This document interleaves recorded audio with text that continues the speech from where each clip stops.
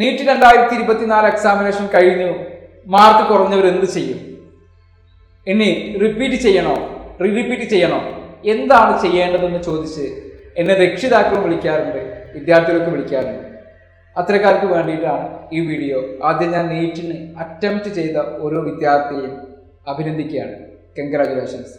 നിങ്ങൾക്ക് എത്ര മാർക്ക് ലഭിച്ചു എന്നതോ, നിങ്ങൾ ക്വാളിഫൈ ആയോ എന്നുള്ളതല്ല, നിങ്ങളത് തയ്യാറായോ, ആ ആർജവത്തിന് ഞാൻ ആദ്യം അഭിനന്ദിക്കുന്നു.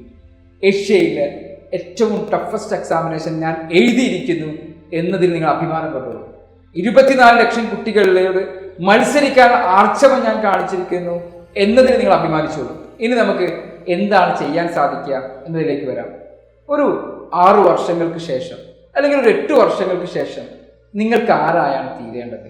നിങ്ങളുടെ ഫിനാൻഷ്യൽ സ്റ്റാറ്റസ് എന്തായിരിക്കണം? നിങ്ങളുടെ ലൈഫിലെ ഡ്രീംസുകൾ എന്തൊക്കെയാണ്? ഇതാണ് ഒരു ലൈഫിൽ വേണ്ട കരിയർ പ്ലാനിങ് അല്ലെങ്കിൽ ഗോൾ സെറ്റിംഗ്സ് എന്ന് പറയുന്നത്. ഇതാണ് ഒരു വിദ്യാർത്ഥിക്ക് ഉണ്ടായിരിക്കേണ്ട കാതലായ ഘടകം എന്ന് പറയുന്നത്. Do you want to become? നിങ്ങൾക്ക് ആരായിത്തീരണം? അതിലേക്ക് ഒന്നും കൂടെ ചോദിച്ചു നോക്കുക. 10 വർഷത്തിൽ ഞാൻ ഡോക്ടർ ആവണം, അല്ലെങ്കിൽ 6 വർഷത്തിൽ ഞാൻ ഡോക്ടർ ആവണം, ഇനി MD എങ്ങനെ ചെയ്യണം? അത് ഡ്രീം അത്രയും ആളുകൾക്കുണ്ട്. അത് കിട്ടിയില്ലെങ്കിൽ you must have A B plan.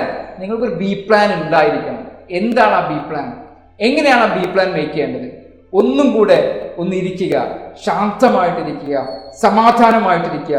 ആ വിദ്യാർത്ഥിയെ ഒന്ന് തനിച്ചു വിടുക. രക്ഷിതാക്കൾ ആ വിദ്യാർത്ഥിയോട് പറയുക, കമ്പല്ലാതിരിക്കുക, മോനെ മോളെ, നിന്റെ കൂടെ അച്ഛനും അമ്മയും ഉണ്ട്. നിനക്ക് ഏറ്റവും ഇഷ്ടപ്പെട്ട തീരുമാനം നീ എടുത്തോ. നീ ഒന്ന് സമാധാനപ്പെട്. എന്നിട്ട് നീ ആലോചിക്കുക എന്താണ് ചെയ്യേണ്ടത്. അവർക്കൊരു ഫ്രീ സമയം കൊടുക്കുക. വിദ്യാർത്ഥികളാണ്, നിങ്ങൾ ഫ്രീ സമയം എടുക്കുക.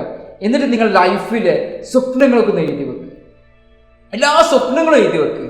നിങ്ങൾക്ക് എന്തെയാണ് ആയിത്തീരേണ്ടത്? എത്ര പൈസ നിങ്ങൾക്ക് ഉണ്ടാക്കണം? ഏതൊക്കെ രാജ്യങ്ങളിൽ പോകണം? ഏതൊക്കെ ഗാഡ്ജറ്റ്സുകൾ വാങ്ങിക്കണം? ഒരു 6-7 വർഷം കഴിയുമ്പോൾ നിങ്ങളുടെ ലൈഫ് എങ്ങനെ ആയിരിക്കണം? 10 വർഷങ്ങൾക്ക് അപ്പുറം ലൈഫ് എങ്ങനെ ആയിരിക്കണം? എങ്ങനെയാണ് നിങ്ങൾക്ക് ഹാപ്പിനെസ് നിങ്ങളുടെ ലൈഫിലേക്ക് കൊണ്ടുവരാൻ സാധിക്കുക? അതിനനുസരിച്ചിട്ടുള്ള ഡ്രീമുകൾ നിങ്ങൾ ലിസ്റ്റ് ചെയ്യുക. മഹാനായ APJ അബ്ദുൽ കലാം നമ്മോട് പറഞ്ഞിട്ടുണ്ട്, വലിയ വലിയ സ്വപ്നങ്ങൾ കാണാനാണ്. അവിടെ ഇനിയും നിങ്ങളെ കാത്ത് ഒരുപാട് കരിയർ നിൽക്കുന്നുണ്ട്. ഡോക്ടർ ആവാൻ സാധിക്കാതെ ഇനിയും ഒരുപാട് കോഴ്സുകളുണ്ട്. ഒക്യുപ്പേഷണൽ തെറാപ്പി, നല്ല രീതിയിൽ നിങ്ങൾക്ക് എക്സൽ ചെയ്യാൻ പറ്റുന്ന കോഴ്സുകൾ, ഇതേപോലെ പല പല കോഴ്സുകളുമുണ്ട്. മെഡിക്കൽ ഫീൽഡിലേക്ക് എത്തണമെന്ന് ആഗ്രഹിക്കുന്നുണ്ടെങ്കിൽ അതിലേക്ക് തന്നെ ധാരാളം കോഴ്സുകളുണ്ട്. അലൈഡ് കോഴ്സുകൾ ഒരുപാടുണ്ട്. ഇതല്ലെങ്കിൽ ഒരുപാട് വ്യത്യസ്തമായിട്ടുള്ള അപ്ഡേഷനോട് കൂടിയിട്ടുള്ള ഡിസൈനിങ്ങിൽ ഉൾപ്പെടുന്ന കോഴ്സുകളുണ്ട്, ആർട്സിൽ ഉൾപ്പെടുന്ന കോഴ്സുകളുണ്ട്, കൊമേഴ്സിൽ ഉൾപ്പെടുന്ന കോഴ്സുകളുണ്ട്.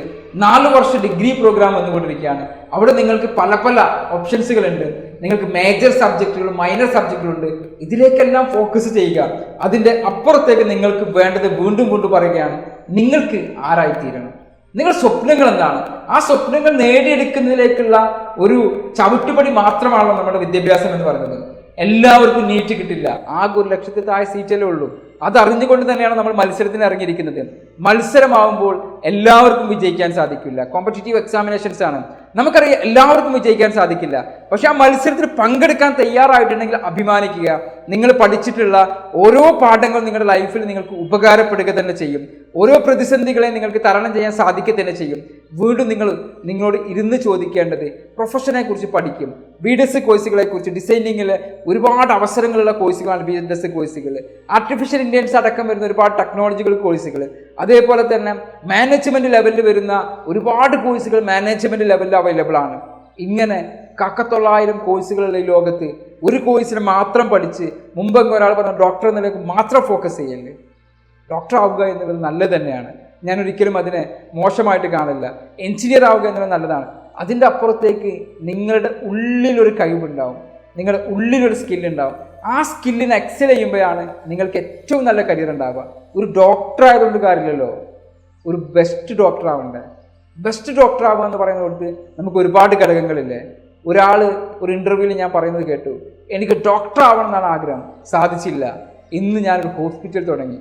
ഇന്ന് ഒരുപാട് ഡോക്ടേഴ്സിനെ ഞാൻ എന്ത് ചെയ്യുന്നുണ്ട്, വളർത്തുന്നുണ്ട്. ഒരുപാട് ഡോക്ടേഴ്സിന് ഞാൻ എന്ത് കൊടുക്കുന്നുണ്ട്, ശമ്പളം കൊടുക്കുന്നുണ്ട്. ഒരു പക്ഷേ നിങ്ങളും ഒരു ഓൺട്രപ്രണർ ആയിരിക്കും ഉണ്ടായിരിക്കുക. ഡോക്ടർ മാത്രമല്ലല്ലോ നമുക്ക് റെസ്പെക്റ്റ് കിട്ടുന്നത്. ചിലപ്പോൾ നിങ്ങൾ ആക്ടർ ആയിരിക്കും ഉണ്ടായിരിക്കുക, ചിലപ്പോൾ നിങ്ങൾ ആക്ട്രസ് ആയിരിക്കും ഉണ്ടായിരിക്കുക, ചിലപ്പോൾ നിങ്ങൾ എഴുത്തുകാരനുണ്ടായിരിക്കുക, ചിലപ്പോൾ നിങ്ങൾ ജേർണലിസ്റ്റ് ആയിരിക്കാം, ചിലപ്പോൾ റേഡിയോ ജോക്കി ആയിരിക്കാം, ചിലപ്പോൾ ആങ്കർ ആയിരിക്കാം, ഒരു യൂട്യൂബർ ആയിരിക്കാം, ഒരു ഇൻഫ്ലുവൻസർ ആയിരിക്കാം, ഒരു ഡിസൈനർ ആയിരിക്കാം. നിങ്ങൾക്ക് ഇഷ്ടപ്പെട്ട ഒരുപാട് മേഖല വേറെയില്ലേ? ദൈവം ഒരിക്കലും ഒരൊറ്റ കഴിവ് മാത്രം കൊടുത്ത് ഈ ലോകത്തിലേക്ക് ആരെയും പറഞ്ഞയക്കുന്നില്ല. ഇപ്പം നിങ്ങൾ എന്തെല്ലാം കഴിവുകളുണ്ട്, ആ കഴിവുകൾ കണ്ടത് നിങ്ങളുടെ മക്കളെ സഹായിക്കും, അവരെ ചേർത്ത് പിടിച്ചിട്ട് അവർക്ക് ഗൈഡൻസ് കൊടുക്കുന്ന അമ്മയും അച്ഛനെയുമായിട്ട് മാറുക. ഇനി നിങ്ങൾ റിപ്പീറ്റ് ചെയ്യാനിരിക്കുന്ന ഒരാളാണെങ്കിൽ വീണ്ടും ഒന്നും കൂടെ ഒന്ന് ആലോചിച്ച് നോക്കുക. അടുത്ത വർഷം 24 26 ലക്ഷമായിരിക്കാം, അല്ലെങ്കിൽ 25 ലക്ഷമായിരിക്കാം. സീറ്റിൻ്റെ ഇമ്പ്രൂവ്മെൻറ്റ് നമ്മൾ വല്ലാണ്ട് പ്രതീക്ഷിക്കേണ്ട. ചെറിയ കുറച്ച് സീറ്റുകളെ കൂടുകയുള്ളൂ.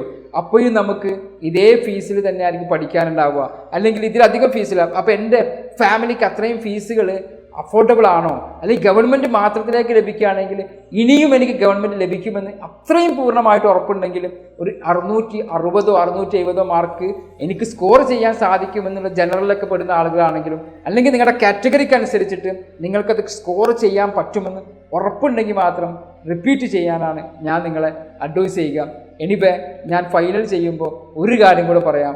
ലൈഫിൽ സക്സസ് ആകാൻ പോകുന്നത് ആരാണെന്ന് ചോദിച്ചു കഴിഞ്ഞാൽ വ്യക്തമായ പ്ലാനിങ്ങും വ്യക്തമായ ഡ്രീംസുമുള്ള ആളുകൾ ലൈഫിൽ സക്സസ് ആകും. നിങ്ങൾ ഡ്രീംസ് സെറ്റ് ചെയ്യും, അതിനു വേണ്ടി വർക്ക് ചെയ്യും. Wish you all the best. Thank you for watching.